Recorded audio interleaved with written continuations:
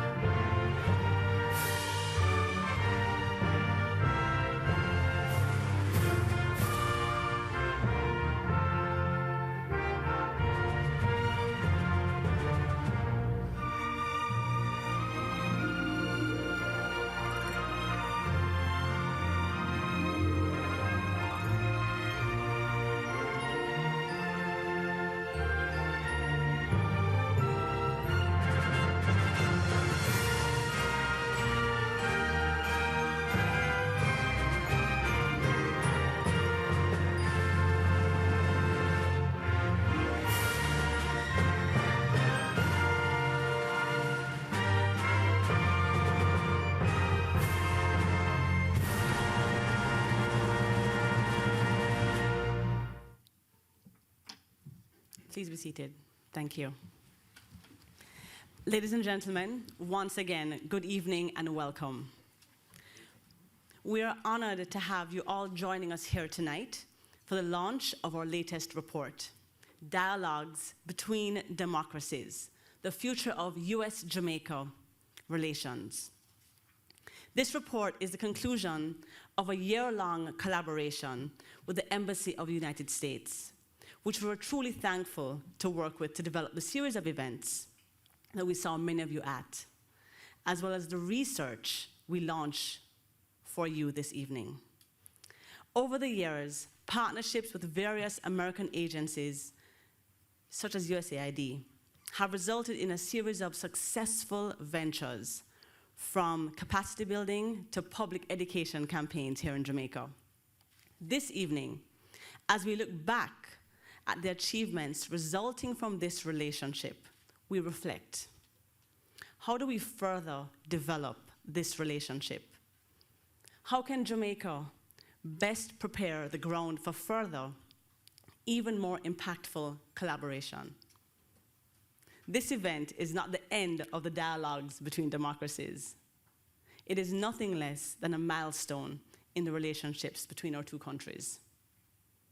CaPRI's core mission, that being the Caribbean Policy Research Institute's core mission, is to provide our government, that is the Jamaican government, with effective policy recommendations to best shape our country's future. Here, as we celebrate the achievements of a strong partnership, we focused on identifying a clear agenda for years to come in the report, which you will find before you. If you don't have a hard copy of the report, you can download it for free and print from our website, capricaribbean.org. Led by CaPRI's affiliate researcher, Dr. Jody Jones. She's an expert in international political economics.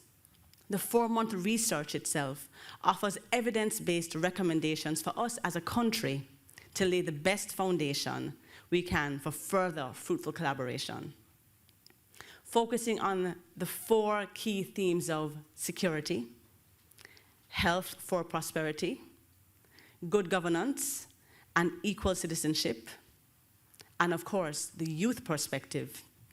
The report articulates both opportunities and challenges to be found in bilateral cooperation, raising awareness of the many successful ventures undertaken by both countries and some challenges.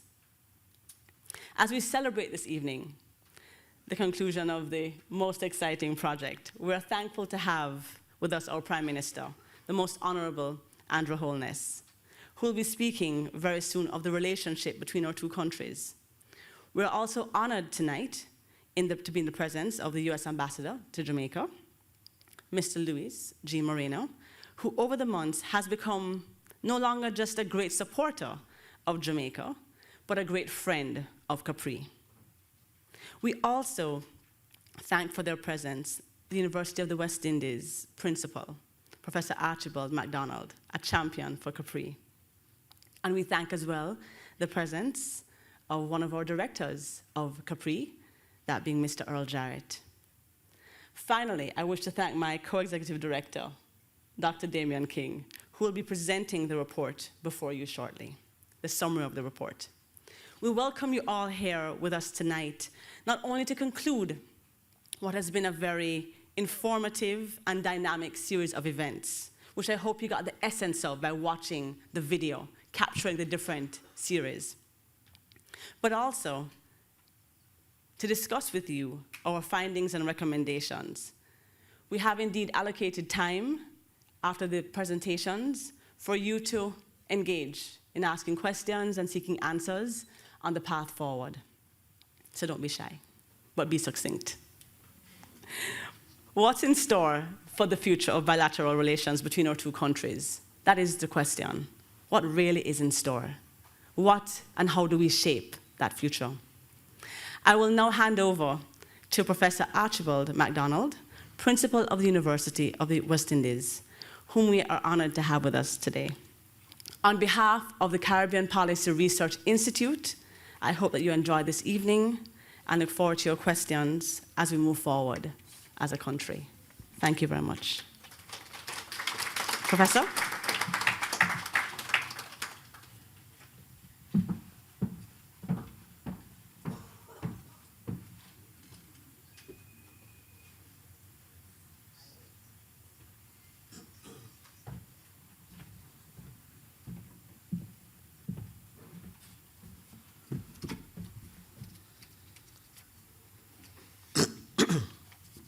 The Most Honorable Andrew Holness, Prime Minister of Jamaica,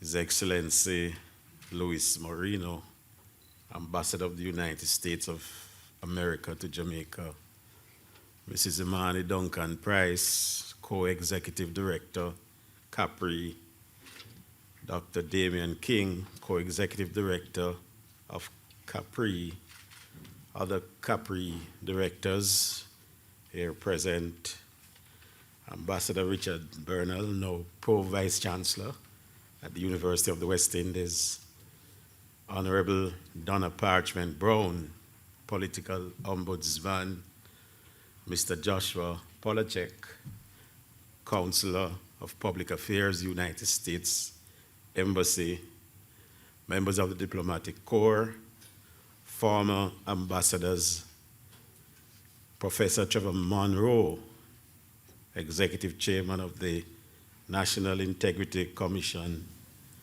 members of the academic community, members of the media, other distinguished ladies and gentlemen, good evening.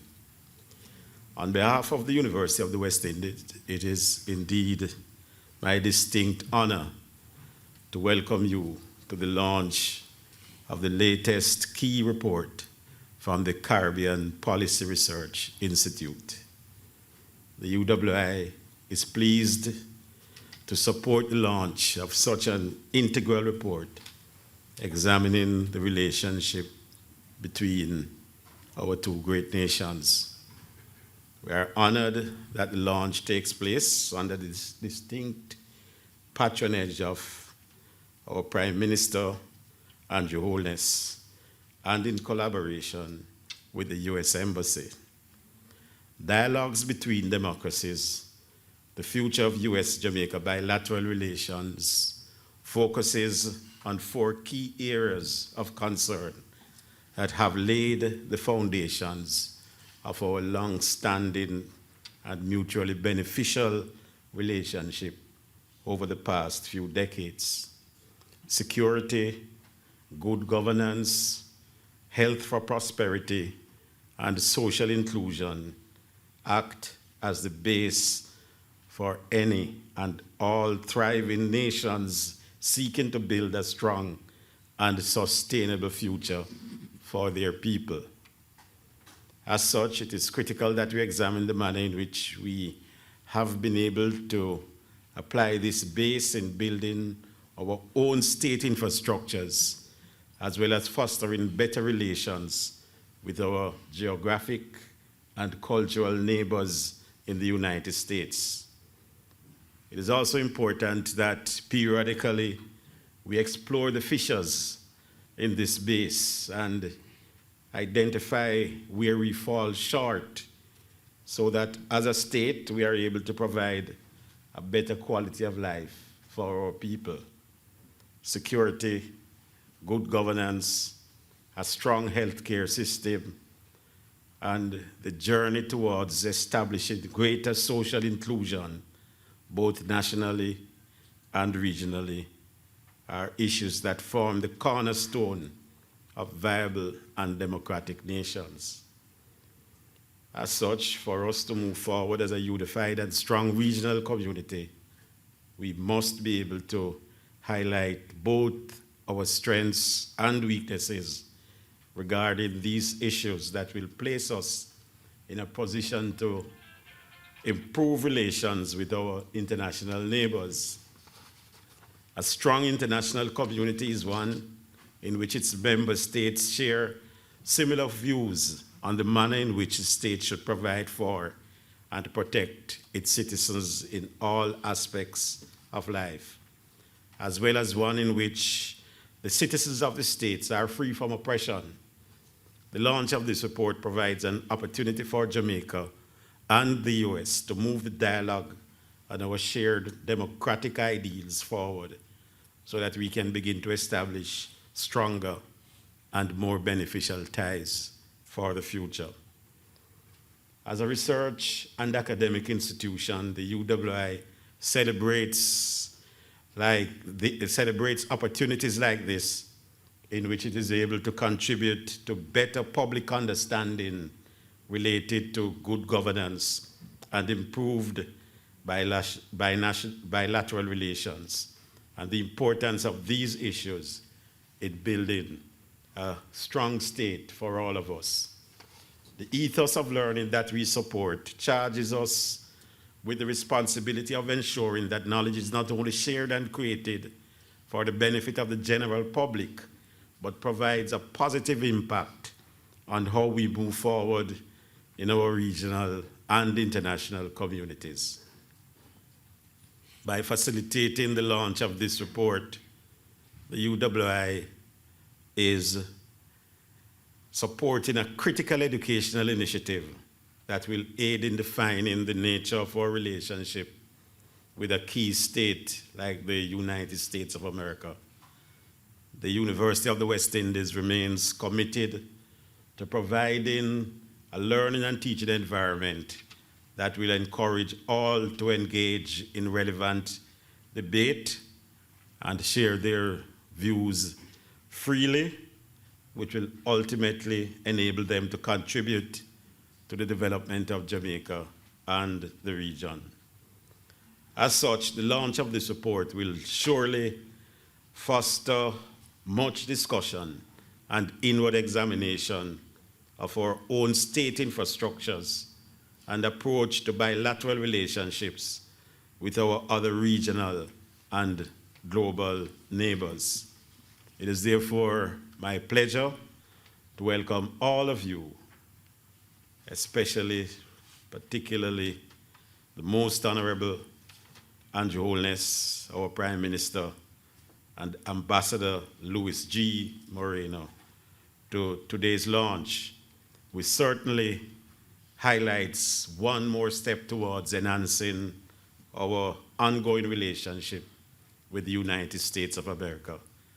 Let me thank you all for joining us, and I'm certain that you will find this to be a very informative and enjoyable evening. Thank you very much.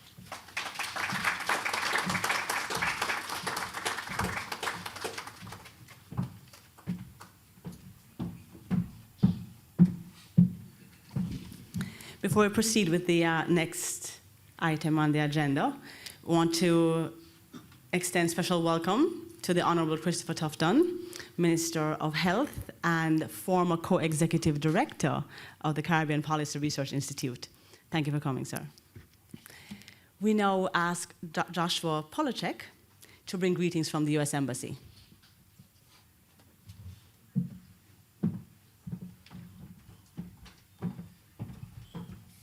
Good evening, everyone. I will keep my part very short because the ambassador has a pretty meaty policy speech to deliver to you all. But I do, and I will also defer the protocol to him, so you don't have to listen to protocol multiple times. One small correction, dear Imani. This is not a roadmap just for Jamaica, but it's a roadmap for the United States as well, for the future of our bilateral relationship and how we together are going to move forward. And with that, I'd like to do a quick introduction of one of the most storied diplomats in the U.S. service right now, Ambassador Luis G. Moreno. His career stretches from the Americas, Europe, to the Middle East.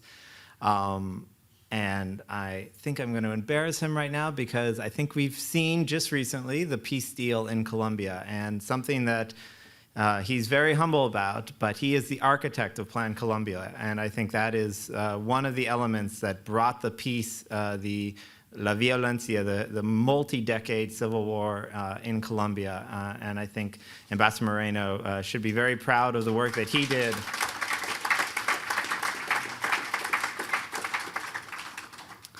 And some of you may not know, he's also worked most recently in Spain, but also in Israel, where he helped to negotiate the end to an Hamas-Israeli conflict, in Haiti a few times. And so he is one of the legends of the U.S. diplomatic service.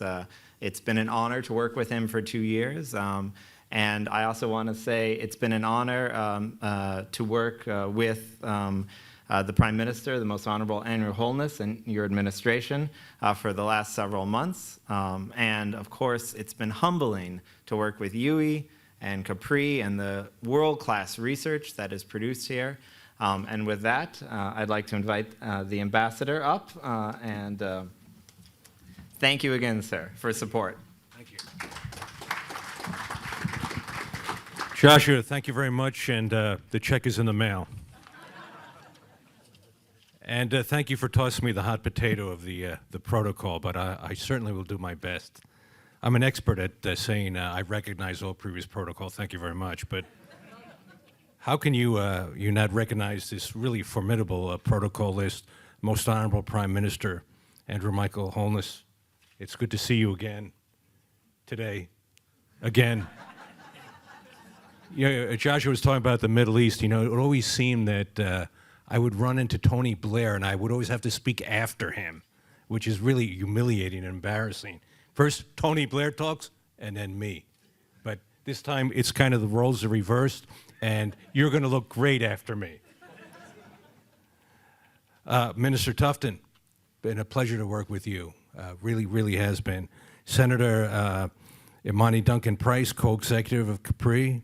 Dr. Damian King, co-executive CaPRI, Professor Archibald McDonald, principal of UWI, Mona, Ambassador Richard Bernal, pro-vice chancellor, Honorable Donna Parchman Brown, political ombudsman, my good friend and colleague, Mr. Joshua Polachek, who has quite a storied career for the years he's been in, and is very impressive. All members of the diplomatic corps, I see my good friend, the High Commissioner from Canada, former ambassadors from Jamaica, Professor Trevor Monroe, Executive Chairman of the National Integrity Action, members of the academic community, members of the media, and distinguished ladies and gentlemen. I do want to go off, I can see Mr. Polachek is already wincing. I want to go off record a little, off topic a little, and really take advantage that the media is here and really categorically deny something. As some of you know, the Prime Minister and I earlier were at a wonderful, iconic ceremony which was representing the re-entrance of Jamaica's really incredible product, Red Stripe beer, being reintroduced to the American market after a 4-year hiatus. It's really a big, big deal. And after that, they were going to serve Red Stripe. And I talked with the Prime Minister about having kind of like this beer summit. But I do want to deny, we have not been there since 12 p.m. till just now. That's not true. We actually had business to go, and we did not stay at the beer summit as much as we would have liked. In fact, I had to go see Ambassador Marks before she takes on her new duties. But in all seriousness, and I've been here, and I love coming to UE. I've been here UE with Dr. Hawthorne's classes. I've given talks in other things in this CaPRI process because there really are few relations as important to this future of this region than the U.S.-Jamaican relationship. And the presence of all of you, the people on the protocol list and the people not on the protocol list, it's that your presence here underscores that importance. This is a relationship that transcends politics and even transcends eras. The ties which bind our two countries go back centuries, before the independence of both our countries, built on trade and, more importantly, people-to-people connections. Our soldiers fought together in both world wars. The U.S. has the largest Jamaican community outside the country. Some even claim, and this is a joke I've made, I don't do it anymore because I've been here too long. I was born in the second largest city in Jamaica. People kind of like look around. Brooklyn. I was born in Brooklyn. And the influence, for instance, peacekeepers. I told a story this morning at Red Stripe, my first arrival, first time I ever came to Kingston, but I had worked with the JDF in Haiti when they were peacekeepers there. And in fact, a staff sergeant broke my nose inadvertently because we were trying to secure an area in a former Haitian military barracks, and they stormed it, and we defended that, and thank goodness for the Jamaican Defense Forces. Our bilateral relationship is built on strong foundation, but I think there's a lot more unrealized potential that we can unlock. So last year, I asked Mr. Polachek to work with CaPRI to see where that relationship would go in 5, 10, and even 50 years from now. CaPRI is known globally for the quality of its research and policy recommendations. After a series of public forums and months of research, we now have the results in front of us. I encourage everyone to read the report. As the Senator mentioned, you can download it online for free. It's truly an impressive work of independent research that pulls no punches. So let's dive into that. The report starts with security. As people know, security has played a key component of what I've done for the U.S. government in the past 3 decades plus. But let there be no doubt, the United States does view the murder rate and transnational organized crime with a nexus here as a threat to our security as well as to the security of Jamaica. We have invested, and we will continue to invest, tens of millions of dollars and thousands of man-hours in improving the capability of Jamaica's security forces and judiciary. No, we have Garth is somewhere there in on the extreme right, on my extreme right, who's in charge of that. We must reduce the murder rate, and we must bring criminals to justice. Lotto scamming. Lotto scamming affects the most vulnerable portion of U.S. society. It is not a victimless crime. It is not cool to rip off old people who really have lost their life savings, lost their family savings, in fact, have been moved even to suicide in several cases, and which accounts for maybe up to 40% of the homicides in Western Jamaica. Lotto scamming, drug trafficking, money laundering, and gun running are the top threats that undermine rule of law in both our countries. The United States recognizes our responsibility and will do more to combat these scourges. You know, just under my tenure since I've been here, I've convinced Washington to give us a full-time alcohol, tobacco, and firearms office, and very shortly we're actually going to have a full-time FBI office. Before, we'd have to rely on regional offices from Republic, Santo Domingo, and other places in Central America. Now we're going to have our own people stationed here, which make cooperation with Jamaican security forces all that more easy. As I said, there'll be more joint law enforcement operations, more training and equipment, and yes, more extraditions. Joshua mentioned Colombia. I can tell you that nothing put fear into criminals such as Pablo Escobar, who once said he preferred a tomb in Colombia to a jail cell in the United States. The Colombian National Police actually gave him that wish a little bit later. But nothing puts more fear into criminals than extradition. But as the report notes, Jamaica must step up as well with more local prosecutions, more resources for prosecutors and judges, and better relations between community and the police. And that's something that we struggle with every day in my country. And we must break the silence around the most common violent crime, violence against women. Every year, tens of thousands of Jamaican women suffer from this violence. Yet, there are only a few dozen shelter beds and a similarly small number of annual prosecutions. We talk about governance. A few weeks ago, we launched a pilot body camera program with the JCF. This is part of our multi-pronged partnership to both improve ties between the police and the communities that they serve, and to increase transparency and accountability. And as I said, these are subjects that we struggle with in the United States on a daily basis.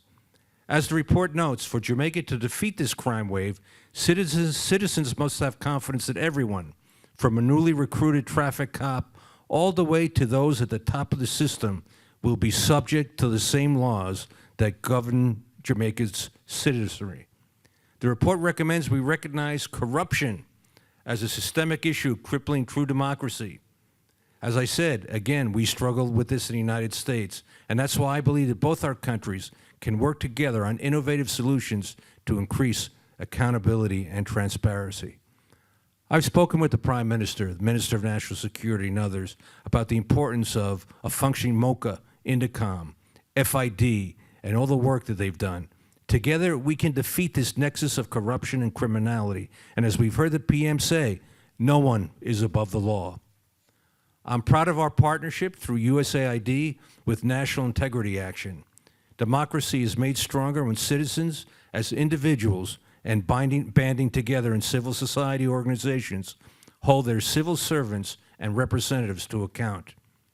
You know, often I think about all the bosses I have, but my ultimate boss is the American people, and I'm sure the Prime Minister gets similar reminders about who his bosses are.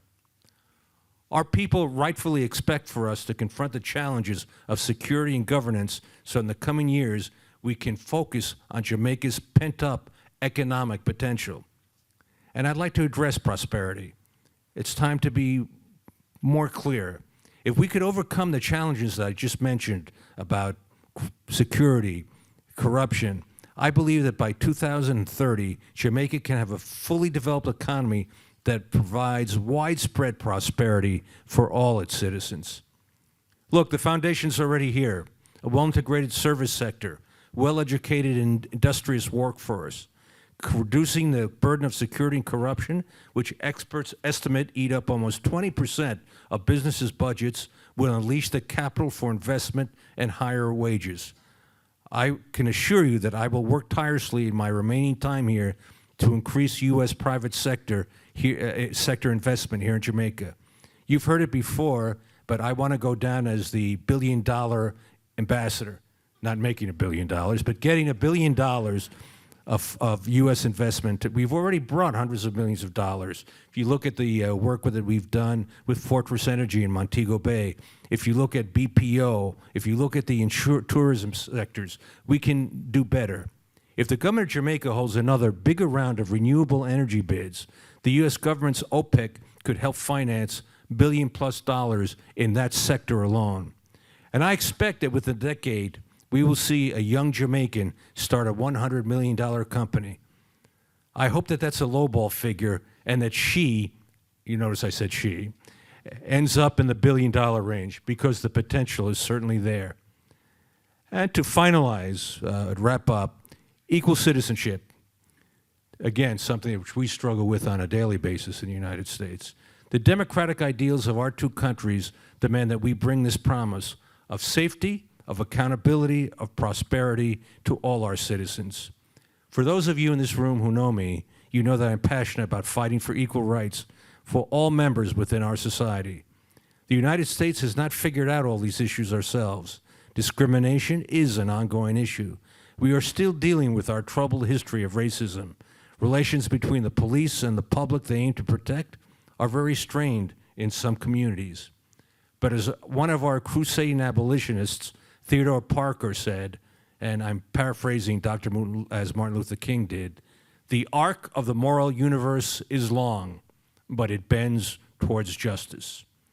There's no excuse for democracy to treat any of its citizens, black or white, man or woman, gay or straight, rich or poor, as second-class citizens. Both our countries can and must do better. With that, I want to thank CaPRI for your work on this partnership. I want to thank the Prime Minister. I look forward to your remarks, sir, and to continue to work together. I hope I've been clear. The United States believes that Jamaica as a place of choice to live, work, raise families, and do business, it's in our national interest. You know, President Obama came to Jamaica for a reason. He recognized the accomplishments the country has achieved and the steady progress it continues to make and the important role it plays in the region. Thank you very much.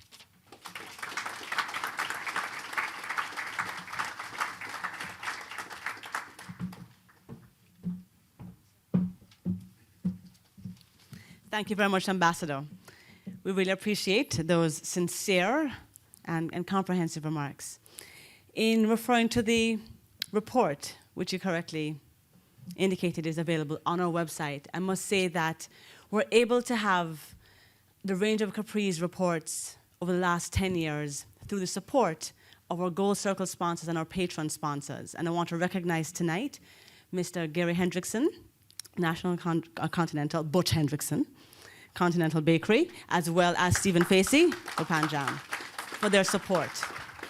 Running a think tank to have the flexibility to research topics that we think are relevant to Jamaica's development and growth, and the Caribbean, in fact, it's not an easy task, and the support of such companies is important to that type of flexibility and applicability to Jamaica's development. So thank you. And on that note, to the man, our most honorable Prime Minister, who understands the importance of partnership and the importance of moving Jamaica forward, I invite you to please welcome the most honorable Andrew Holness.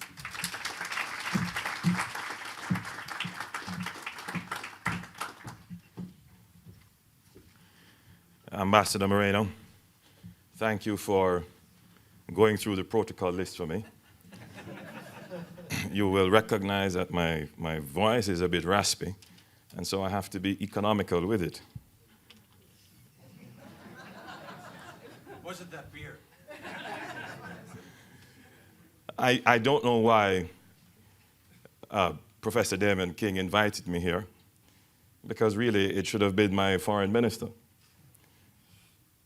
And when we talk about bilateral relationships, one has to be very careful. So I had a very long talk with Kamina, who apologized for not being here. And we agreed that I will be very limited in my speech. But having said that, Juliet told me to tell you hi, Imani.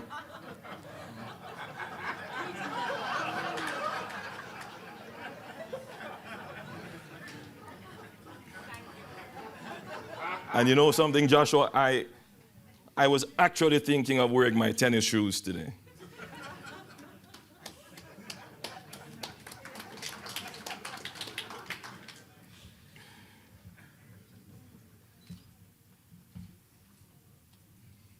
I think that the bilateral relationship between the United States and Jamaica is good. It's strong, it's healthy, it's secure.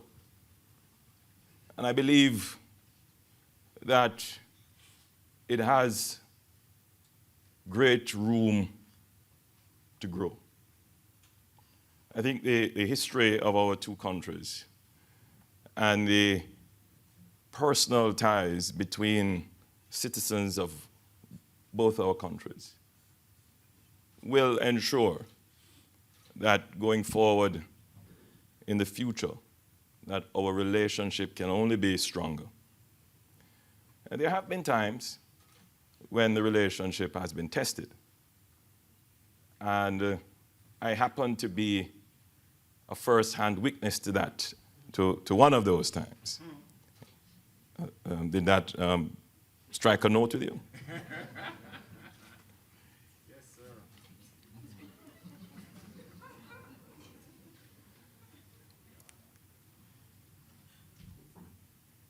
And I believe I learned a lot during that period of time about statecraft and the importance of relationships in bilateral relations. Too often, Ambassador, and I'm making a general comment. Let me just see who are the people here from the press. Careful. But too often, especially in our recent history, Jamaica has been led to a point of change, sometimes appearing against its will. Led to a point, a tipping point, without strategically engineering the point of change. 2010 was one such point of change. It resulted, amidst all the terrible things that happened, in an epiphenomenal reduction in murders and crime in Jamaica. And we can't deny that. But after 2010, where that space was created for our national security to truly take charge and maintain it, we began soon after to notice slippage. And we see the murder rate creeping up again.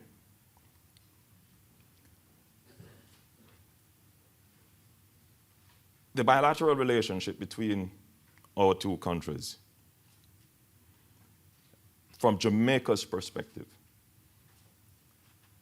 can be used to engineer tipping points.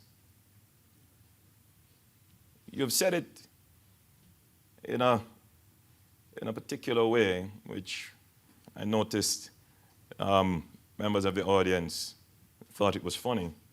When you said, there's nothing more that criminals fear than extradition.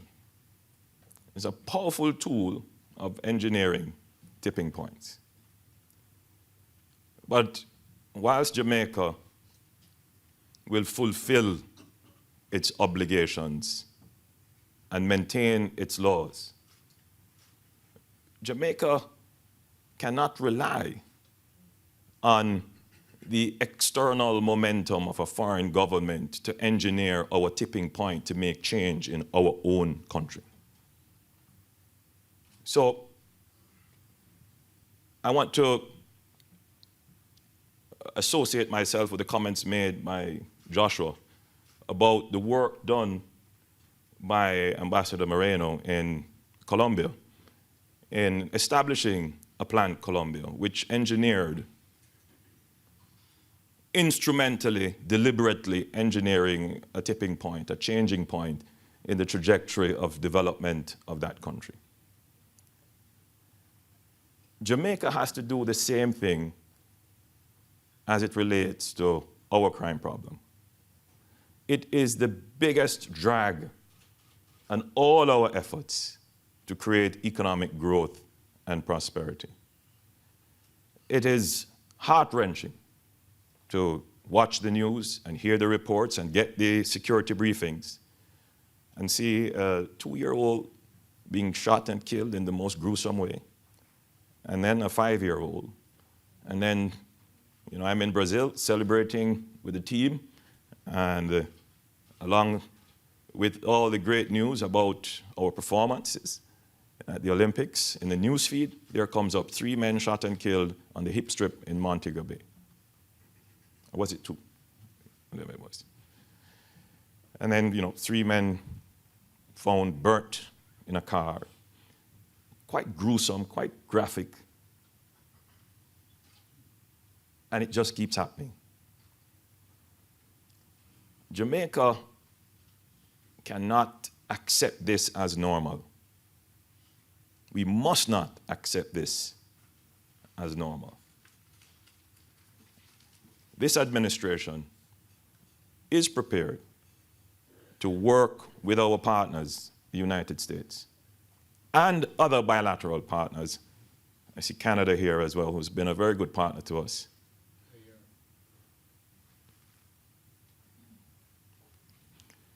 in engineering that tipping point, in putting together the plan to secure Jamaica. So yes, we acknowledge Plan Colombia, but today publicly, and Ambassador, you know we have spoken about this, that the government of Jamaica is now fairly advanced in developing our own plan, Secure Jamaica. And that will see the government putting its money where our talk is. Because in discussions with Ambassador Moreno, what came across very clearly to me is that don't expect help if you are not prepared to help yourself. Don't expect foreign countries to solve your own crime problem if you don't demonstrate the will to take on the difficult, challenging situations and establish authority of the state over criminals. This administration is prepared to do that. And in the next budget, you will see an allocation, which will be significant but necessary in ensuring that Jamaica, once and for all, brings the crime monster to heel. Having said that, and having discussed, not so much in details, but we have had general discussions, there are some specific things, some specific areas in which we will be seeking help from our bilateral partners, the United States, Canada, the UK, and others, in ensuring that the plan is successful. But the message today is that Jamaica will help itself first. We are going to dedicate the resources to bring crime under control. Secondly, and it's just pure coincidence, before I came here, I was going through the hundreds of letters that I get. And one letter, Ambassador, was from a congressman and a senator, United States senator. Again, I have to be very careful, so I'm just making sure I choose the right words. The letter pointed out Jamaica's voting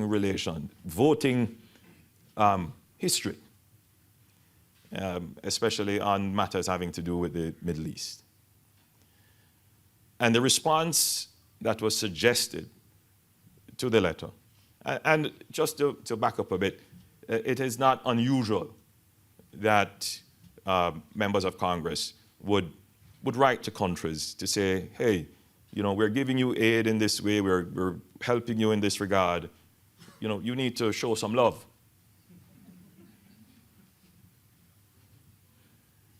And it's quite, you know, I have no issue with that. I think it is, you know, quite appropriate diplomacy. But the suggested response was the stock response, and those who have been ambassadors and those who are in the diplomatic service would understand when I say that Jamaica is a country whose diplomacy is based on principle. We believe in the independence of states and the security of nations, and stock answer, polite answer. But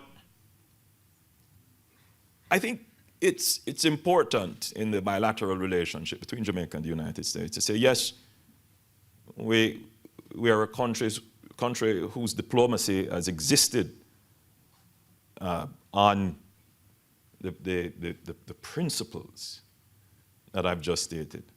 And we're known throughout the world as a country whose diplomacy is based on principle. But Jamaica has to align its foreign policy with its economic interest.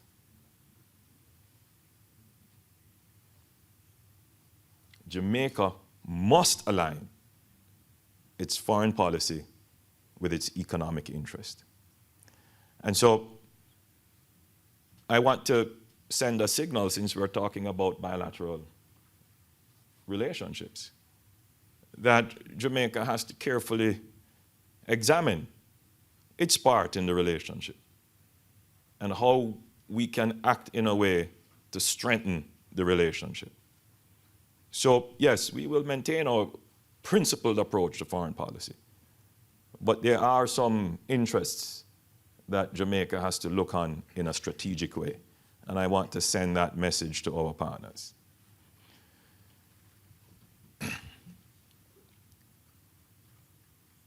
There are some specific areas of the bilateral relationship which I think could help Jamaica move from poverty to prosperity. I want to, before I get into them, commend USAID. I've had the opportunity to work with them whilst I was at the Ministry of Education, and they supported what I consider to be some very successful programs, particularly in basic education and literacy and numeracy, and they've really helped. I want to also commend the Peace Corps. It's not one or two times that I've been in some very remote areas of Jamaica where even some Jamaicans don't go. And there is a Peace Corps worker training some youngsters in computers or helping to organize farmers or, all kinds of things they do. I want to commend the United States through you, Ambassador. And to say that whilst Jamaica has benefited from the cooperation and the assistance, Jamaica must never believe or grow comfortable or grow to expect that we will always have this, or we should always have this. For 50 years, we have had support from the USAID. I do not expect in the next 50 years to be in any way reliant on aid. And as a country, we must set that as a goal. As a country, we must have that ambition. So, Ambassador, I think the relationship between us would have to focus more heavily on our economic interests. And having said that, I want to thank you personally, because I know you had a personal hand in securing investments for Jamaica in energy, which I think we're doing fairly well in today. And I hear you very clearly.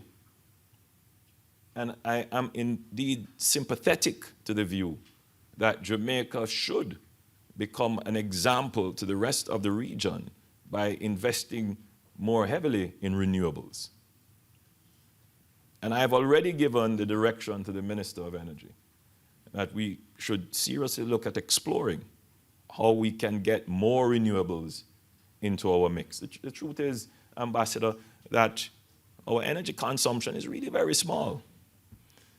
If one power plant in the United States probably generates far more electricity than the entire island consumes. So you really have to grow the economic base, to grow the electricity use. So I want to say to you, Ambassador, that in configuring the relationship going forward. Specific things like a pre-clearance facility would certainly help in expanding the Jamaican economy. I'm just throwing that out there. I don't know. I mean, who knows what might happen?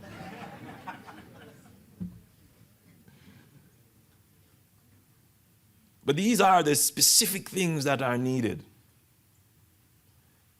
You know, Jamaica probably will have to sit down with the US administration to look at some specific trade issues.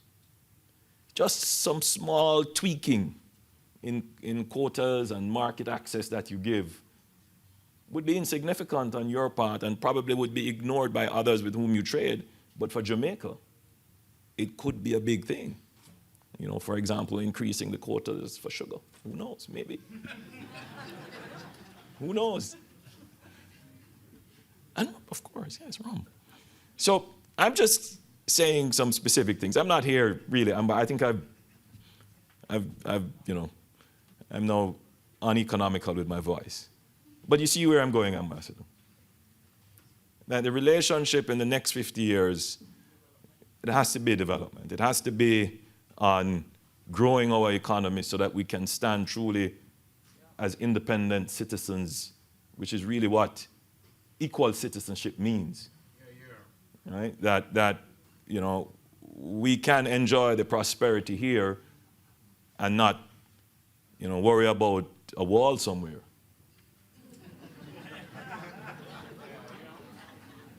And with that comment, thank you very much, ladies and gentlemen.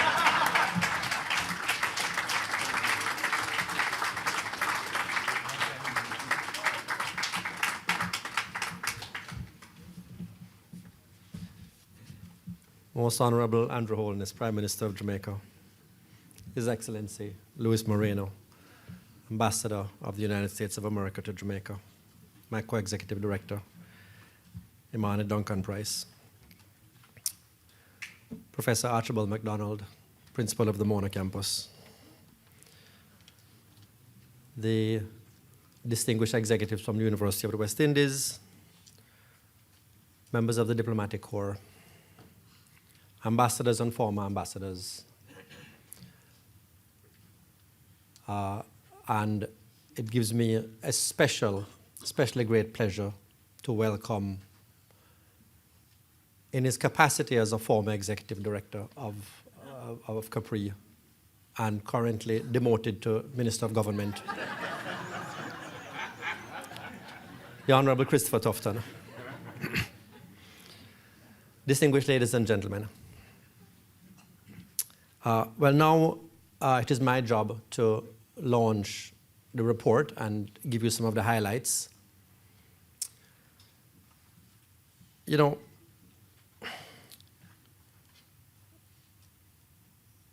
Jamaica, to summarize at the start, sort of give you the punchline that we're going to get to at the end, Jamaica needs help with running. Since you mentioned you just came back from Rio, this may seem a surprising conclusion, but I will explain what I mean by Jamaica needs help with running. The country has made great progress over the last 4 years and across 2 administrations in setting a foundation for economic growth. It has done through improvements in fiscal and monetary management, reforms in the ease of doing business, and improvements in tax administration.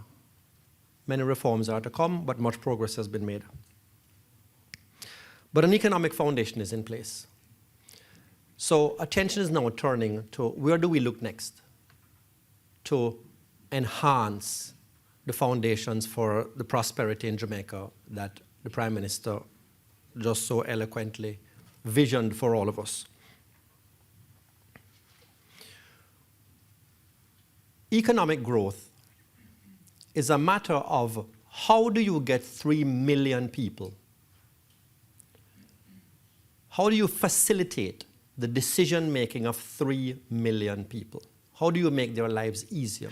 How do you make it possible for them to do more and do better? And that is going to happen not with one or two big investments that you cut the ribbon and it has only a local effect. That is going to happen when the institutions of the country work more effectively. When the facilities through which people go about their daily lives and their work and their going to school and their investment decision making are improved. And that is the direction in which the bilateral relationship between Jamaica and the United States, that's the area that it needs to explore. A lot of the assistance that Jamaica has gotten in the past from many of its bilateral partners, speaking very broadly, has been in terms of aid narrowly defined in terms of grants. That does not create economic growth. We now know that from an analysis of decades of economic development. Aid does not create growth. We need better functioning institutions and facilities. So when we talk about Jamaica needs help with running, we're talking about with how the country is run. As my co-executive director pointed out, to explore how this is going to manifest itself,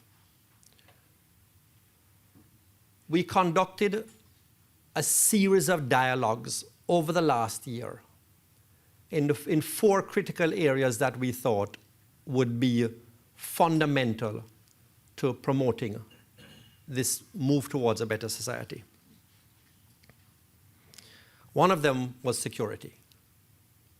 Jamaica, for some time, ranks well into the top 10 in terms of the highest rates of crime and of violent crime. Quite apart from the human suffering, which is bad enough, it is now well understood that high crime is an inhibitor of commerce and therefore of investment. Actions to date in this area through the bilateral relationship, the ambassador mentioned some of them, donation of vehicles of land and sea to support the law enforcement effort. There's a Caribbean Basin Security Initiative and the Mutual Legal Assistance Treaty through which there is information sharing. There's also the extradition treaty, which has already been mentioned and is useful for reasons that the ambassador pointed out. But the Prime Minister's reference to a vision for Jamaica exposed that a dependence on the extradition treaty reveals a weakness that we have ourselves. It highlights our own institutional weakness in that regard. Another challenge that we face is that, and this came out in the discussions that we had, is that the scale and sophistication of the international narcotics trade is a challenge for the scale of resources that we have in Jamaica. So going forward, the area of security needs not so much aid in the narrow sense, but it needs institutional support and it needs technical assistance. And so it is consistent with the direction we think that support needs to go, that the ambassador pointed out, that we are going to have full-time ATF representation at the embassy here and full-time FBI representation, which is going to support precisely the kind of technical assistance and the kind of institutional support that we think is important going forward in that area. We had a discussion about health. Jamaica has an enviable public health record and has had it for some time.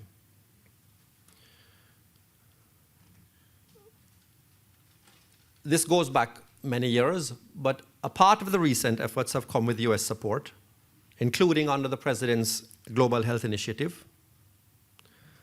There is much private collaboration through the service clubs and assistance in other areas.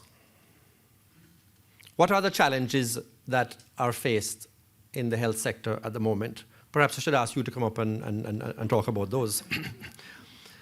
But one key problem is having as I said, having had enviable outcomes in terms of communicable diseases, now we have the rise of non-communicable diseases, the kind of middle-income problems. In fact, the rise of non-communicable diseases, which is a kind of a high-income problem, seems to be surpassing the highness of the incomes.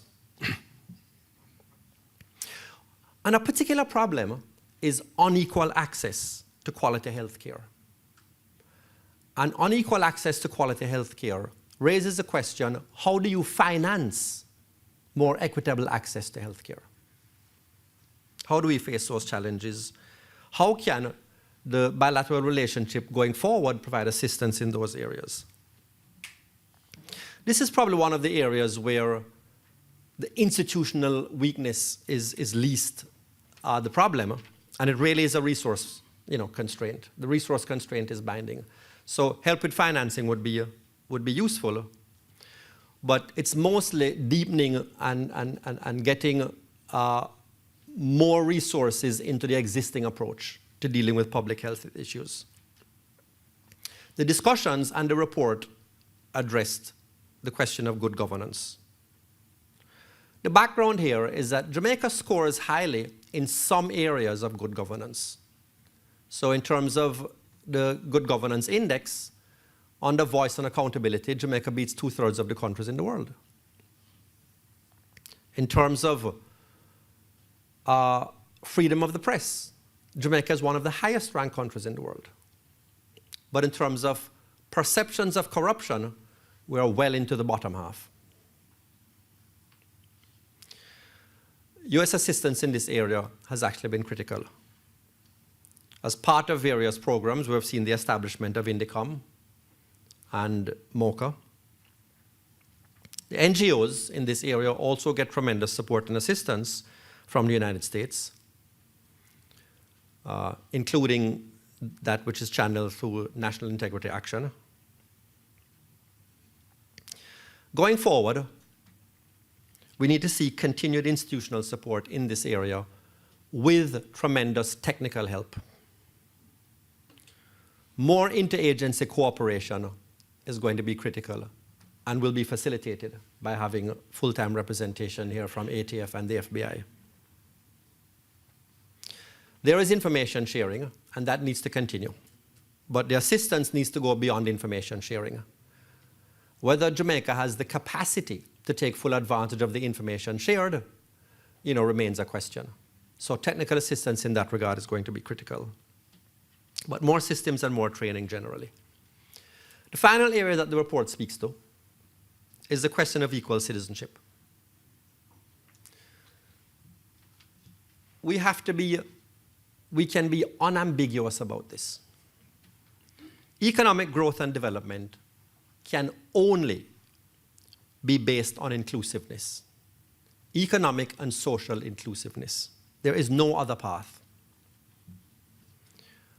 And we have identified in Jamaica that we know who the disadvantaged groups are. Women are disadvantaged socially and economically, certainly in access to economic resources.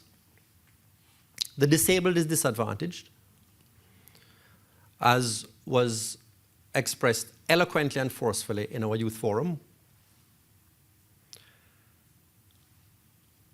And members of the LGBT community are disadvantaged and disparaged.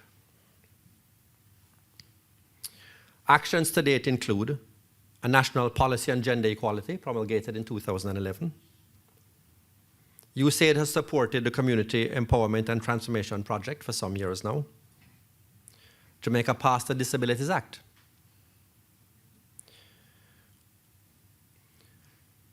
But those efforts have not taken us as far as we need to go.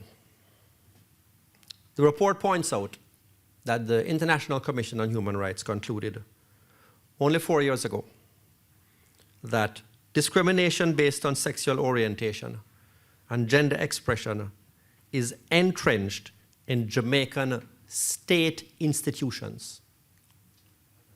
That is not a basis on which a country can grow towards prosperity. Perception, A second challenge is the perception that the United States application